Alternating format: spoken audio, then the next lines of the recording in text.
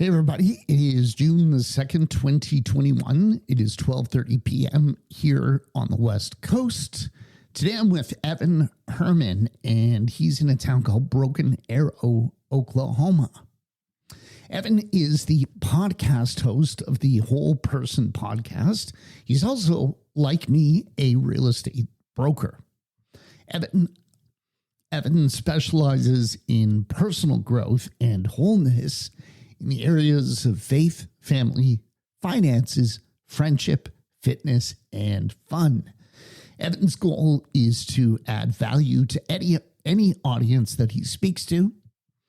The value that Evan wants to bring to people is first that they are not alone in the journey of personal growth, and that it is about the process, not the destination, and that with grace and patience and consistency, as well as failures and learning from it all, that's what shapes us into the person that we are supposed to be.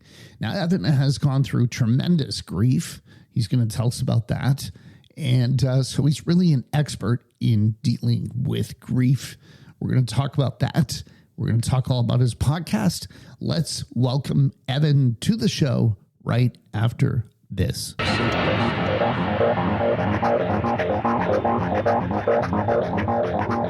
Welcome to the Newtown Big Dreams podcast, an interview-style talk show that's your gateway to the fabulous and fascinating people who relocated to start a new life.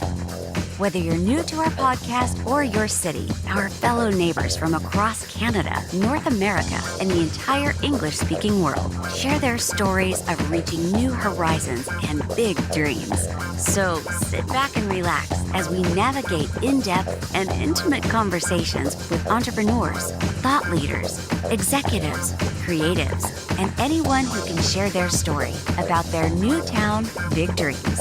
And now, here's your host, Luke J. Menkes. Evan, thank you so much for coming on the show today. How are you doing today? I'm well. How are you? I'm fantastic. So you're in Broken Arrow, Oklahoma. I haven't heard of it before. Tell us about that town. Where is it located, roughly speaking? Yeah, so it's a suburb of Tulsa, Oklahoma. Okay. And so it's really, I love it. It's one of the safest cities in America. We've consistently had that rating, 10 to 15 years in a row now, where we're always are in the top 50, but I think we made it in the top 25 over the past few years. Awesome. Have you always lived there? I have not. I grew up in Hays, Kansas, and moved here to Tulsa back in 2007. Went to the university here of Oral Roberts University. And then while I was here, I met a local girl and dated her, then got engaged and got married and stuck around. Right. So you two decided to stay there.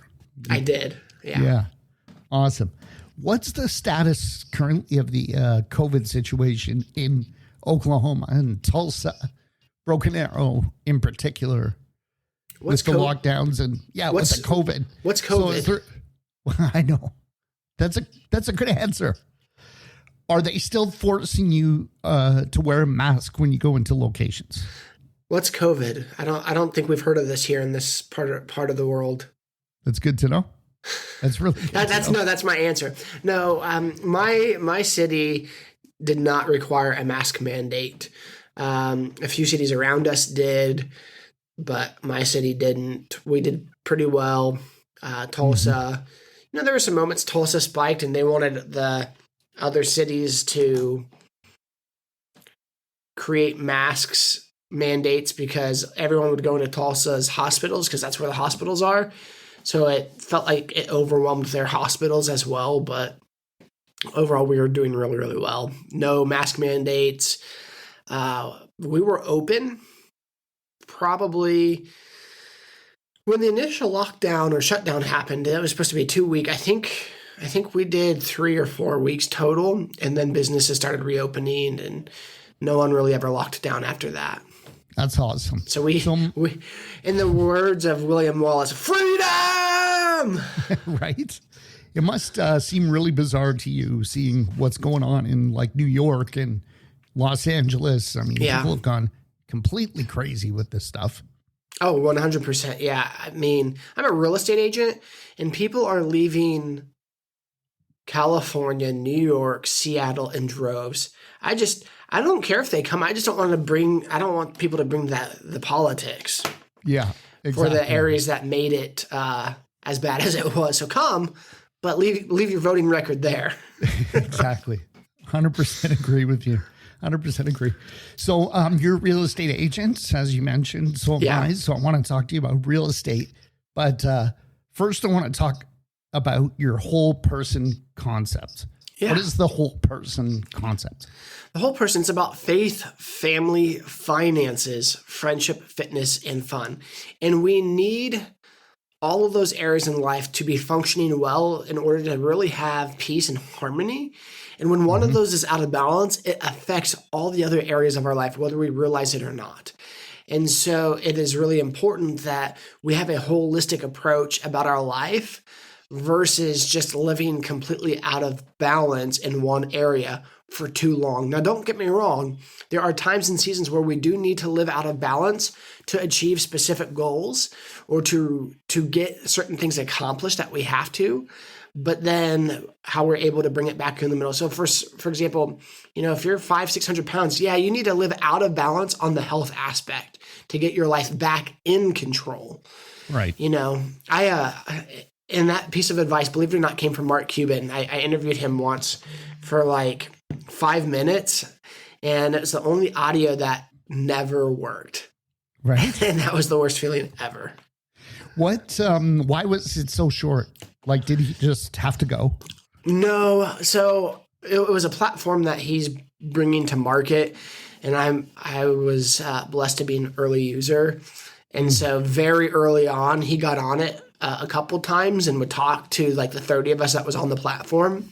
Nice. And so I recorded it, but my audio didn't work. Oh, damn. It stunk. Oh, man. Well, maybe one day you can get him back on. I would love that. Yeah. So you as a person, Evan, what is the biggest thing that helped you to change and grow as an individual?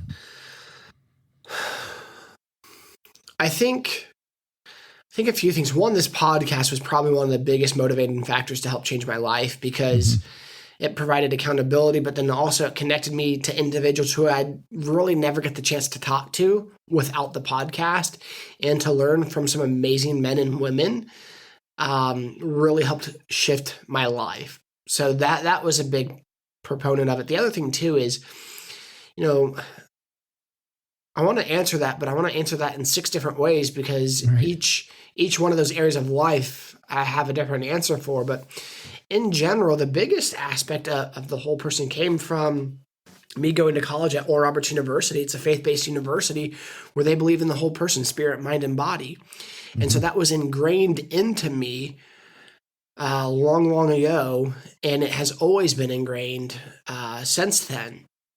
And as I got older, I really wish I took this to heart. How can I do that now?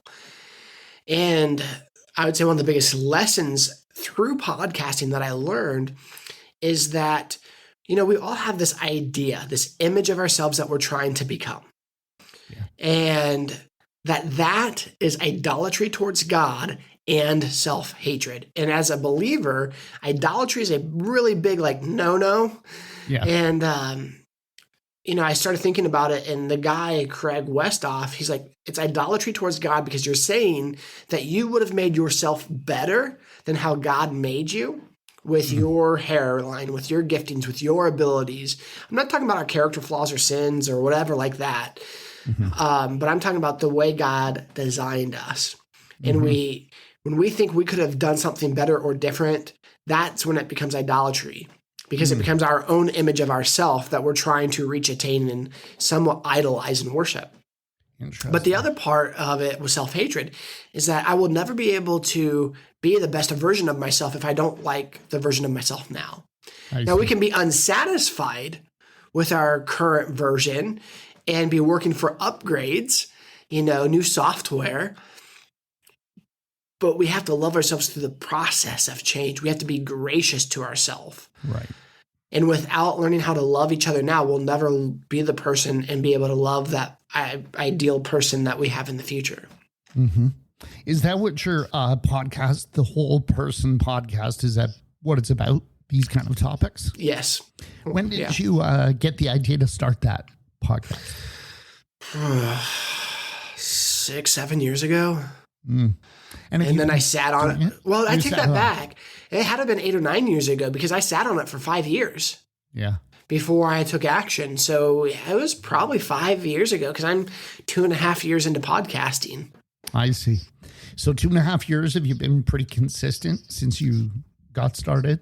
Very consistent. Yeah. I think I've maybe missed 1 or 2 weeks the entire time of publishing. Nice. But I have a pipeline of like 4 or 5 months now. In general, I've always worked towards that. And so I always have, so like I could not record for 3 or 4 months and be just fine. But I designed it intentionally so that I can, I'm living out of balance in the creating mode so that actually like if something were to get disrupted in my life, I can also be very attentive at that point.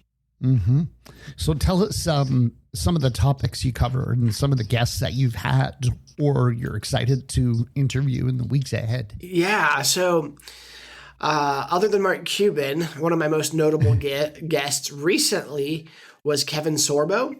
Okay. He played, I don't know if you remember not sitcom, but the TV series Hercules back in the 90s. Yeah. He was Hercules. And he's had a lot of other roles in movies and done well. He's been in God's Not Dead 2. Really, really great guy. And so he's been on my podcast. Are you a football fan? Yeah. Okay. Do you remember Pat Flynn? Or not Pat Flynn. He's the podcaster. Pat Tillman. Yeah. Vaguely. Yeah. So Pat Tillman was a football player who gave up everything to go be a Army Ranger shortly after September 11th, gave up millions and died under friendly fire. Yes. I interviewed one of the guys that shot at Pat, and it's a very tragic, very heartbroken story because Pat and him were friends.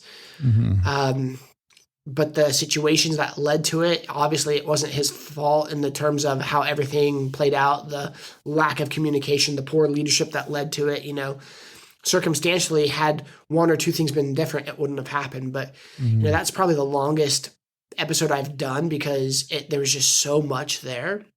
I've also had Michael Hyatt. He's a well-known author, public speaker, Angela Duckworth, Andy Andrews, Jim Stovall.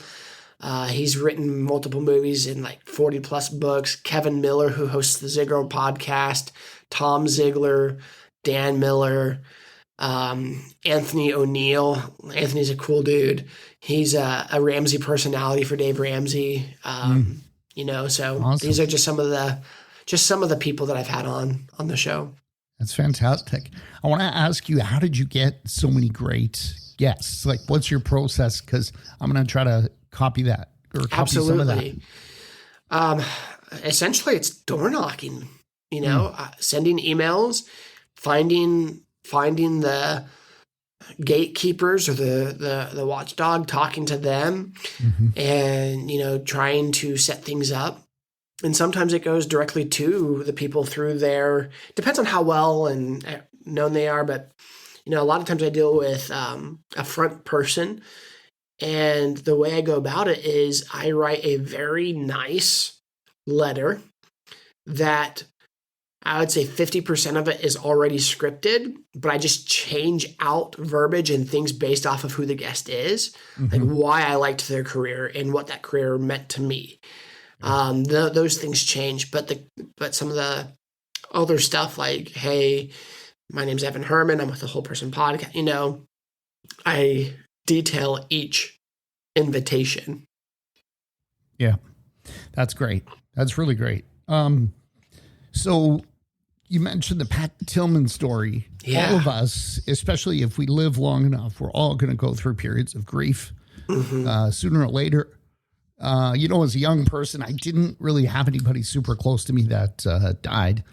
And my grandma that I wasn't so close to died, I think when I was 17, but that was the first person.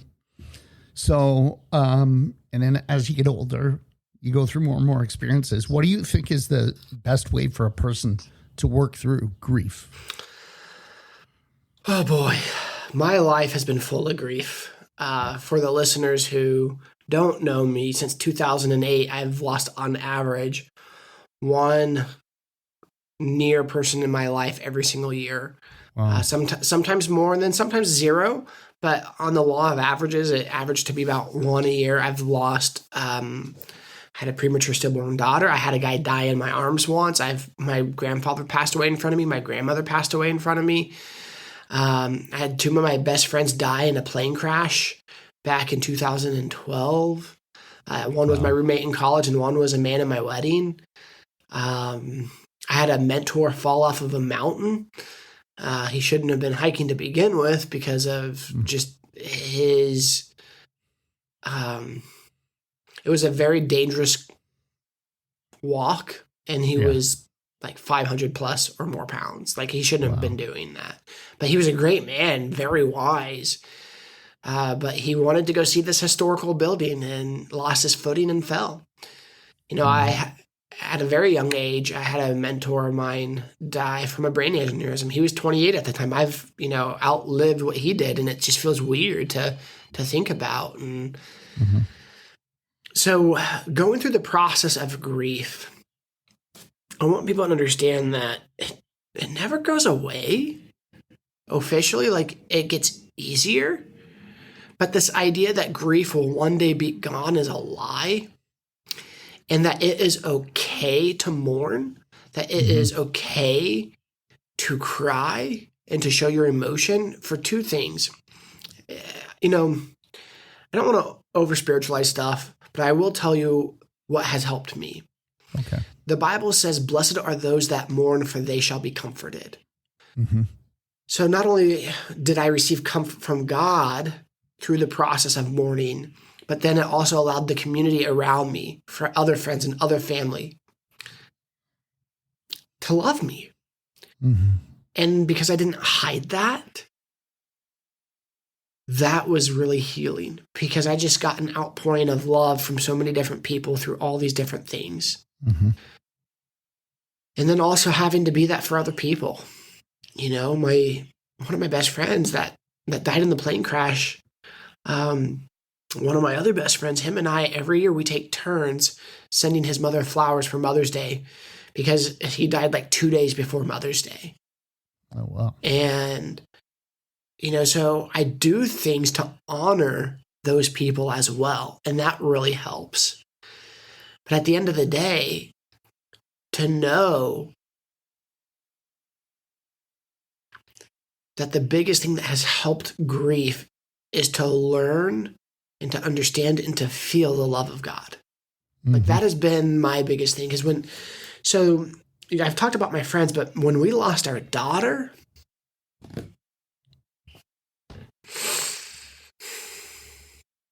I remember when she was born, she was already gone. But they really pumped my wife full of a lot of medication and just different stuff so she wouldn't have to feel any of it.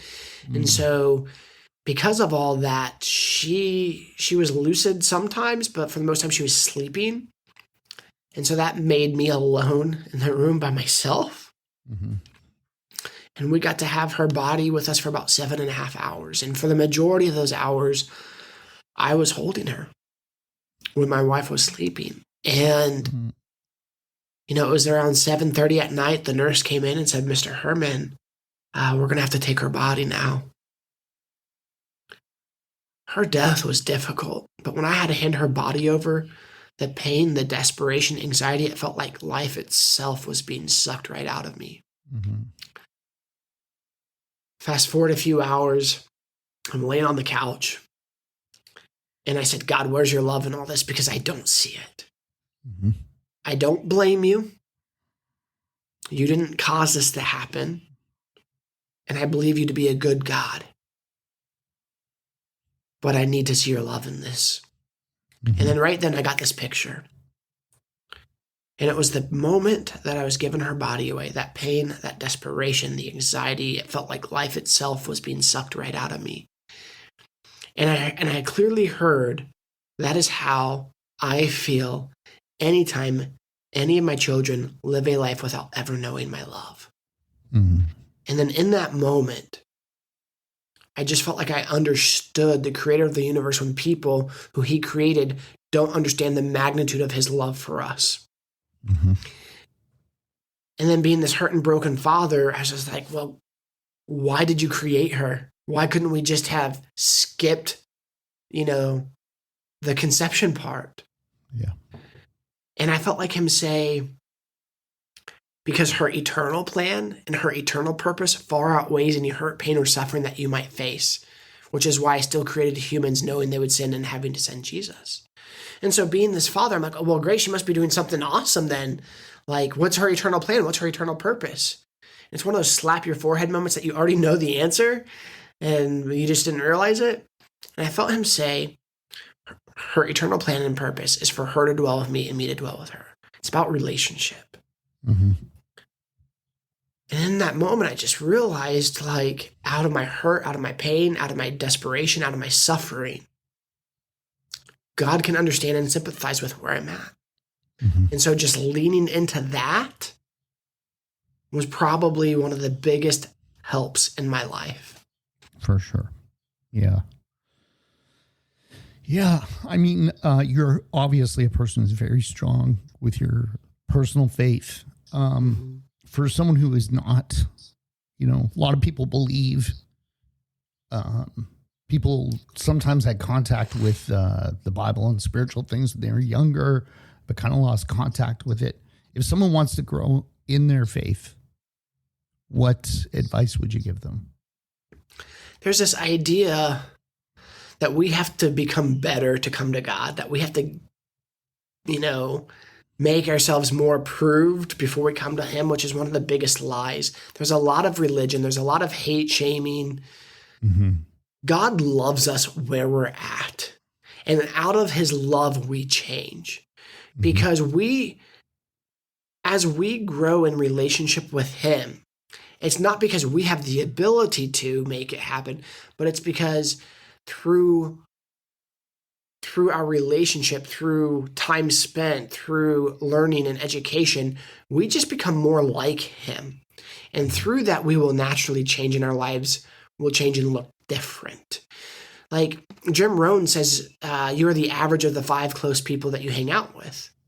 Well, if God, the creator of the universe, and not just like, all right, God, what do you want to tell me today? But, there's so much truth in the Bible. And what happens is people freak out when the Bible is brought up because, Christianity and hatred this and hate that, and we're going to condemn you to hell this. And what has happened within Christianity is that for a while, it came off as militaristic, that there's this spiritual war and that we're going to war against Satan and the devil. Let's be honest, the devil and Satan's no match for God, so there's not much of a fight there to begin with. The war is between Satan and us, not between him and God.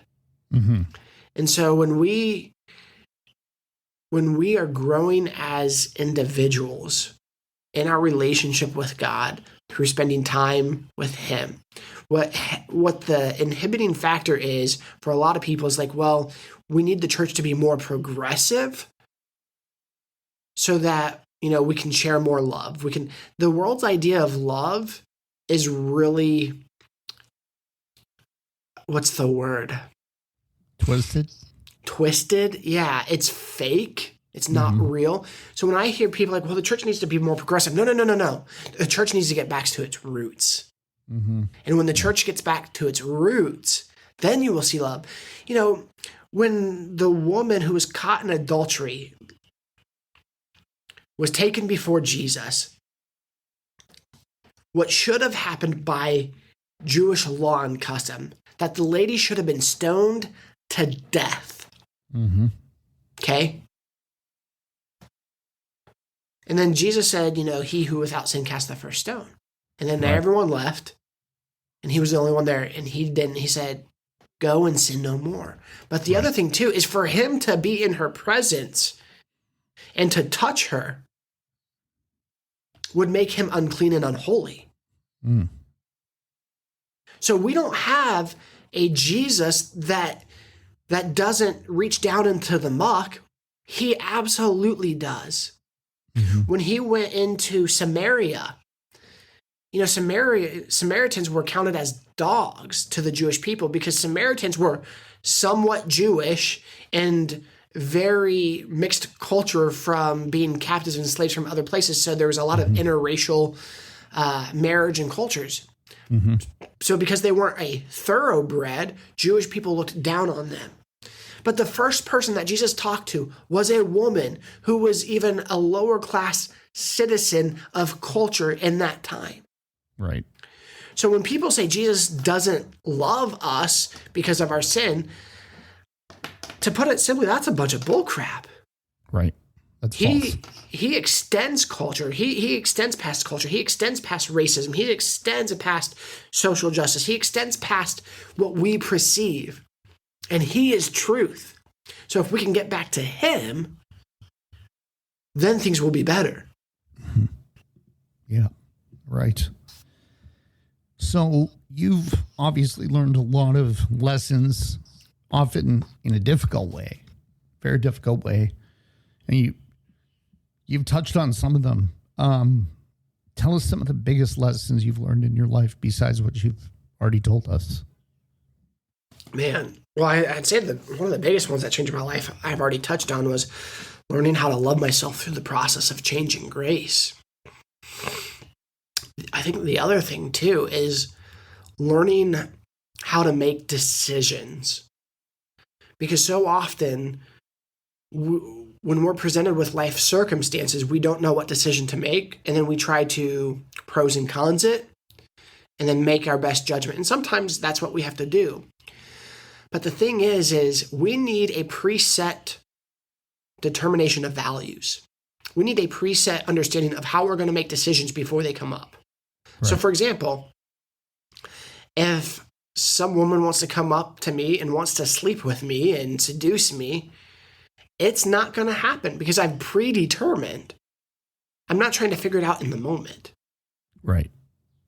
And so, and that's a very drastic example, but we have to have core values and belief systems that allow us to make decisions before those circumstances arrive.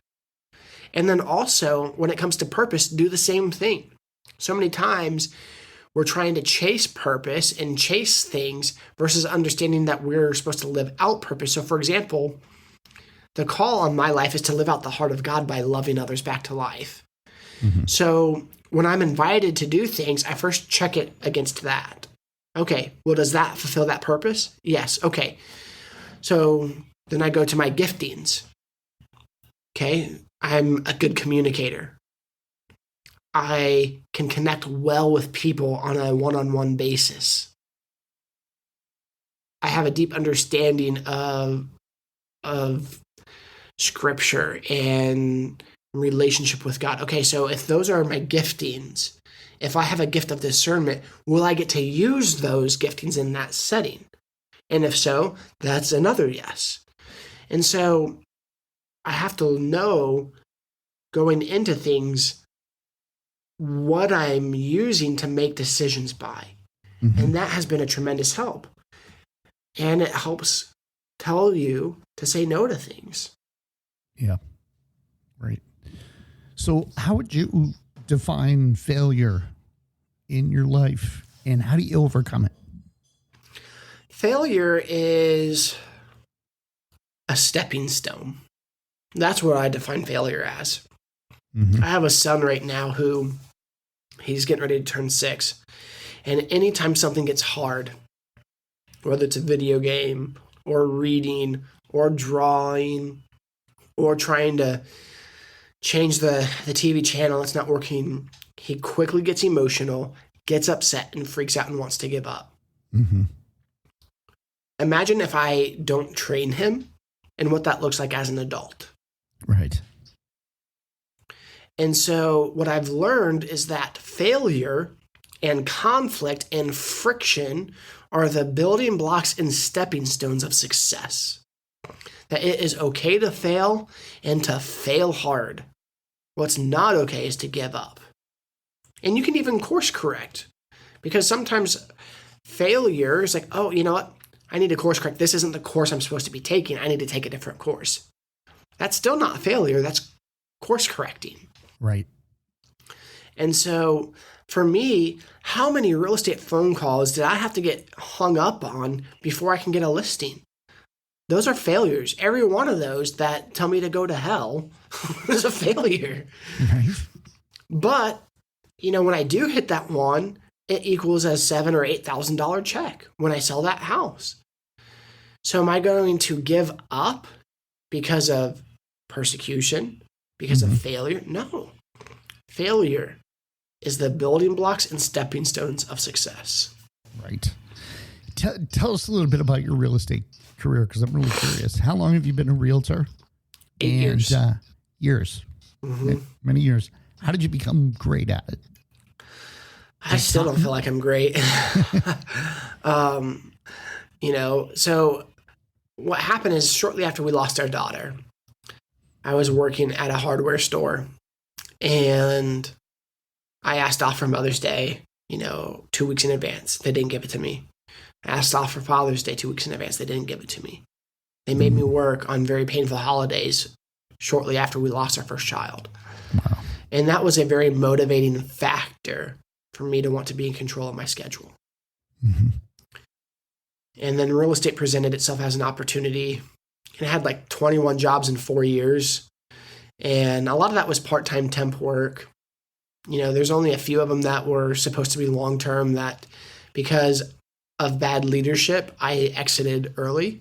But I was in that situation because I accepted the job. I was desperate, so I took it. Right. So I don't blame that on them. I blame that on me. And so I've had to learn how to take extreme ownership of my situations. And I've talked enough where I forgot what your original question was, because I was coming back to a point here, but what was that? We were talking about failure, but also your real estate career. And I was asking, how did you become great? How did you get really great? That led me to real estate. Right. And then consistent training and education and tons of failure. Like I became good because I failed a lot. And instead of quitting, like 98% of all the other agents that started with me have done, I just kept learning from my failures. Plain and simple. And then I had to humble myself many times. There were many, I think I've had 3 or 4 or 5 jobs throughout me selling real estate in addition to real estate, just because real estate at the time wasn't making enough money for me and I needed money now. Yeah. And so instead of pridefully trying to hold on to real estate, I also like, you know what? I'm going to go work for someone for a little bit, but I'm going to keep real estate because I'm going to keep working and selling and keep working that. And then, you know, it would grow, do well. And then I'd leave that part-time job. And then, you know, in another difficult season of life, you know, I wasn't afraid to go work. Right. And so I feel like that made me great just because I was able to stay in the game.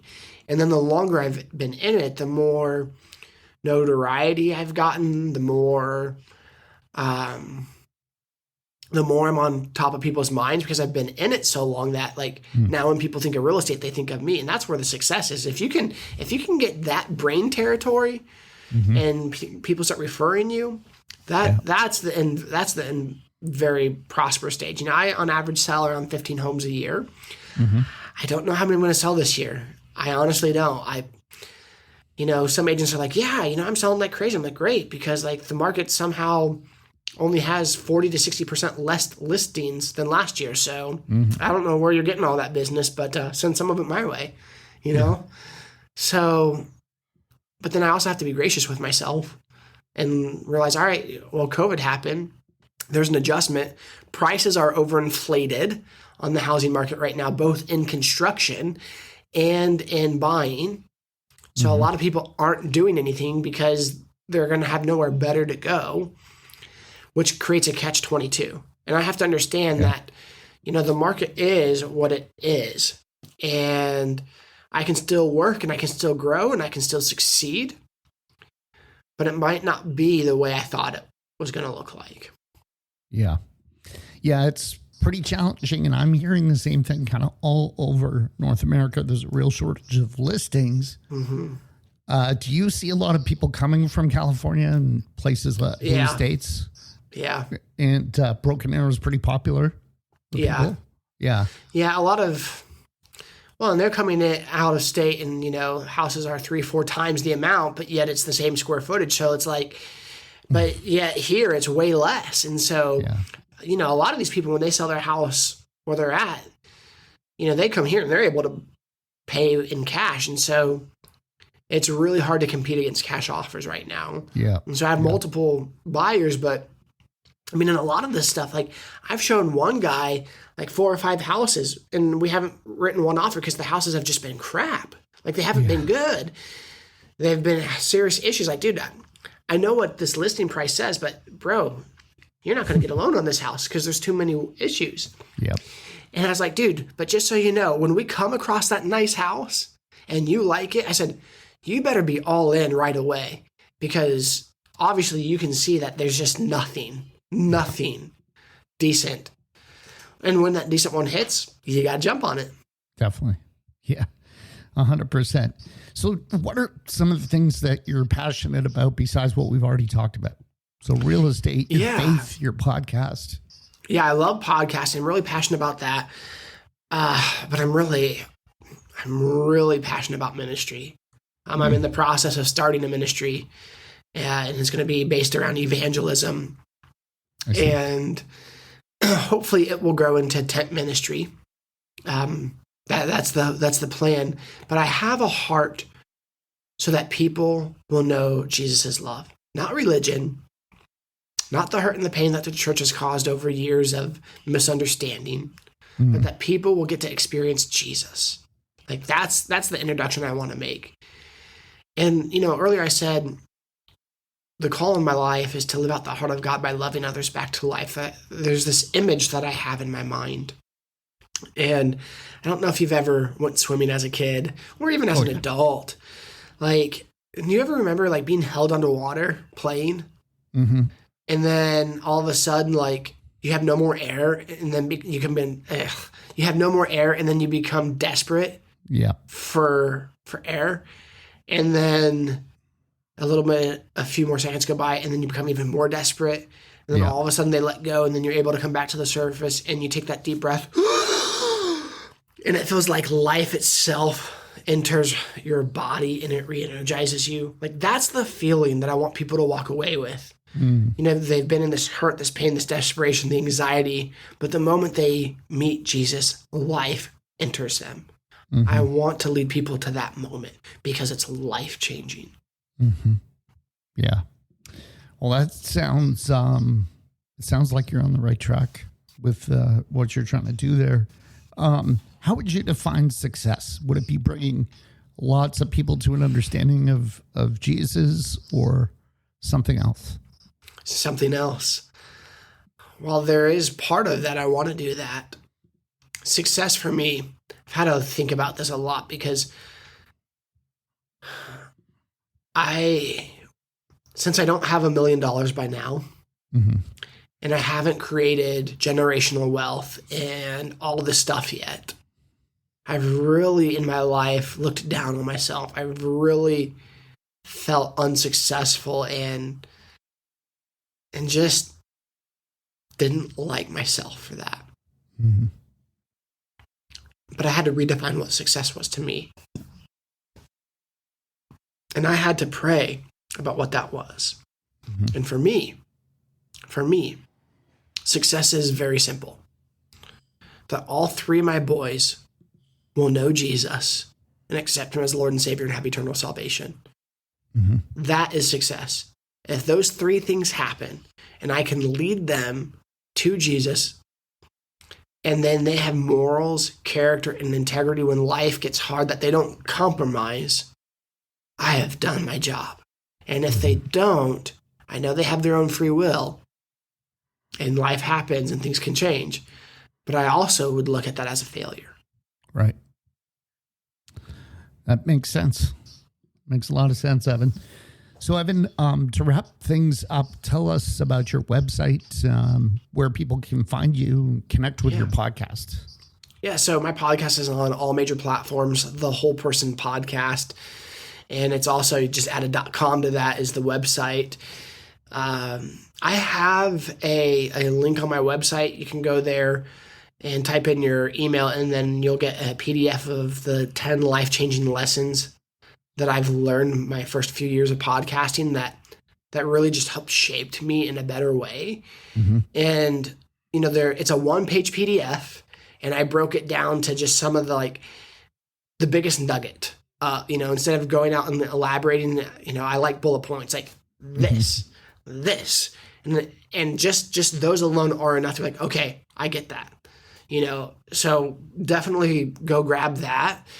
But if you want to get in touch with me, Evan Herrman, that's another website. My email is evan@evanherrman.com, 2 R's in Herman.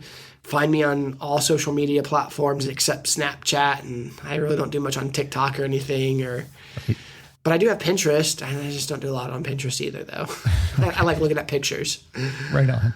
We'll put links to all that in the show notes, and I really want to thank you for your time and for being so open and honest with us. It's really refreshing to get to know you.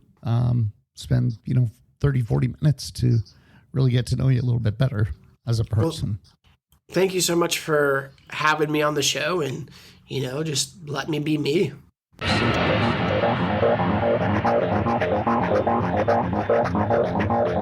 We hope you enjoyed this episode of the Newtown Big Dreams podcast with your host, Luke Menkes, and his authentic guests. And we love our listeners and hope you subscribe now to learn more about the amazing journeys of our incredible guests who relocated to find a new town, big dreams. And remember, make your dreams big.